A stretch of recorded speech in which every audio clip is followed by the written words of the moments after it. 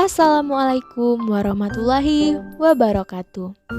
Yang terhormat kepada Bapak Dr. Saripudin MPD dan Bapak Yudi Pratama MPD, kami dari kelompok 4 yaitu saya Desi Lestari dan rekan saya Pika Mega Elita akan membahas mengenai psikologi belajar. Pengertian psikologi belajar. Dari segi linguistik, istilah psikologi berasal dari kata Yunani psyche yang berarti jiwa dan logos yang berarti ilmu. Plato percaya bahwa jiwa merupakan sebuah ide, sementara Hipokrites mengklaim bahwa jiwa sama dengan kepribadian.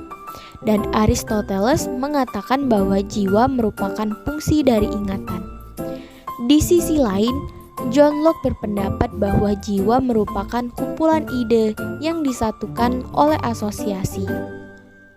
Adapun lingkup pembahasan psikologi pendidikan tidak hanya berfokus pada teori-teori psikologi pendidikan sebagai ilmu, tetapi juga membahas semua aspek peserta didik, terutama ketika mereka terlibat dalam proses belajar dan proses belajar mengajar. Secara umum, psikologi pendidikan dibagi menjadi 3 kategori, yaitu 1. Pokok pembahasan mengenai belajar yang berisi mengenai prinsip dan karakteristik perilaku siswa dalam pembelajaran. Yang kedua, isi proses pembelajaran. Dalam pembahasan ini adalah tentang tahapan-tahapan dan peristiwa produksi yang berlangsung dalam kegiatan belajar siswa. Yang ketiga, yaitu isi situasi pendidikan, yang di sini mengacu pada cuaca dan kondisi lingkungan. Dari ketiga hal tersebut dapat kita simpulkan bahwa masalah pendidikan merupakan masalah yang terpenting dalam psikologi pendidikan.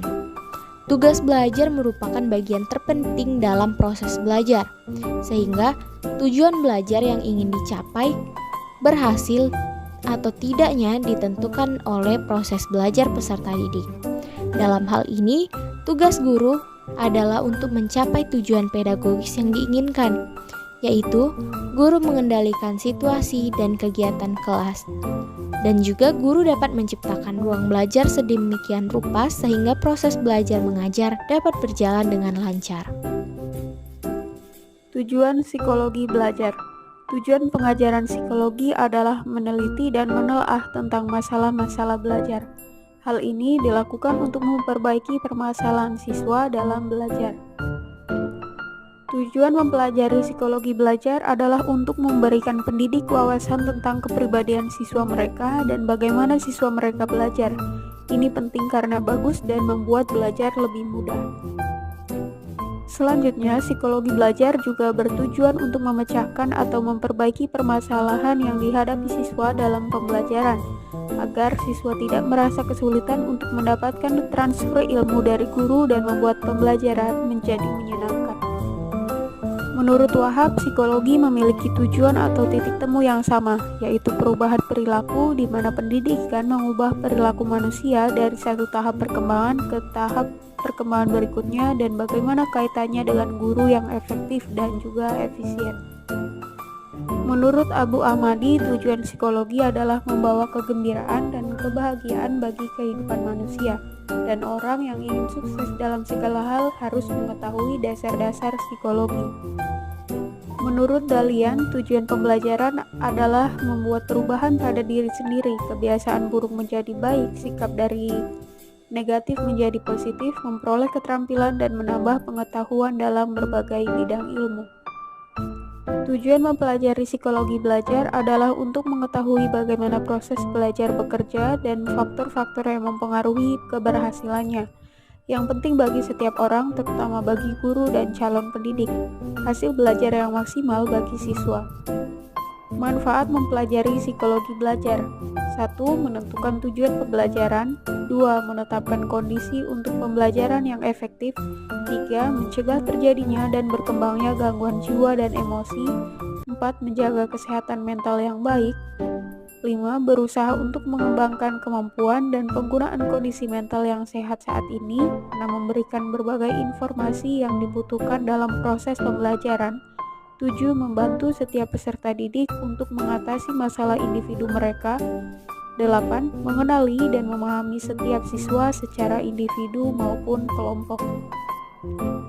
Chaplin menekankan manfaat atau kegunaan mempelajari psikologi belajar untuk memecahkan masalah dalam dunia pendidikan dengan menggunakan metode yang tertata dan terstruktur secara sistematis. Lindgren berpendapat bahwa keuntungan mempelajari psikologi belajar adalah membantu pendidik memperoleh pemahaman yang lebih tentang proses pembelajaran.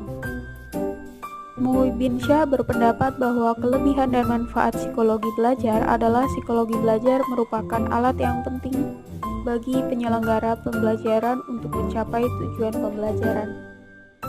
Psikologi pembelajaran dapat dijadikan sebagai dasar refleksi dan tindakan bagi guru, konselor, atau tenaga kependidikan lainnya dalam mengelola proses pembelajaran. Di sisi lain, proses pembelajaran merupakan bagian terpenting dalam pelaksanaan setiap sistem pendidikan.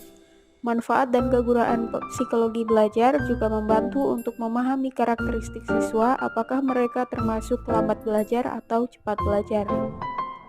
Sejarah perkembangan psikologi belajar. Sebelum psikologi lahir sebagai ilmu yang berdiri sendiri, psikologi telah banyak dipengaruhi oleh filsafat dan juga ilmu-ilmu alam. Ketika psikologi dipengaruhi oleh filosofi seperti Descartes. Hubungan antara diri dan tubuh mempengaruhi mengapa kelenjar pineal terletak di otak, tetapi ketika psikologi berada di bawah pengaruh ilmu-ilmu alam, psikologi dijelaskan secara kausal dan fisiologi menjadi terkait dengan fisiologi. Pada awal abad ke-19, perkembangan dan kemajuan psikologi dimulai dengan sangat cepat. Pada saat itu, banyak ahli yang aktif melakukan penelitian di bidang fisika, fisiologi, dan kimia yang berkaitan dengan reaksi manusia dalam keadaan tertentu.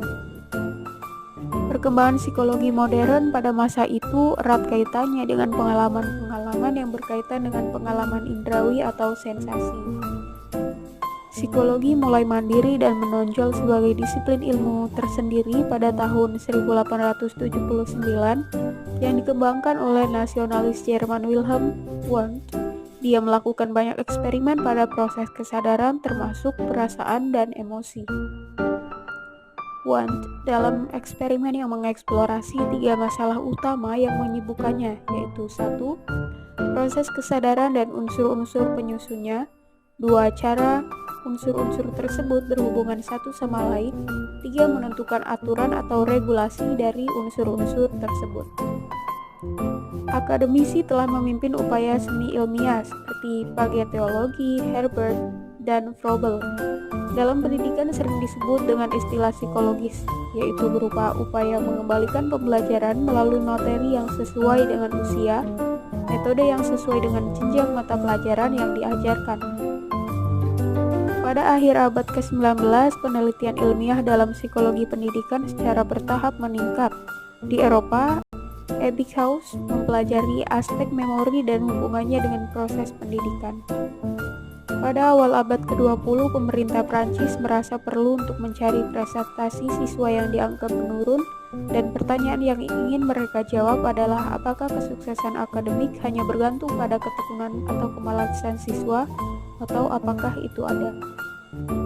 Seorang psikolog bernama Alfred Binet ditugaskan untuk memecahkan masalah tersebut, dan dengan bantuan Theodor Simon, mereka menyusun serangkaian tugas berupa tes standar untuk mengetahui kecerdasan siswa. Tes ini kemudian dikenal sebagai kecerdasan.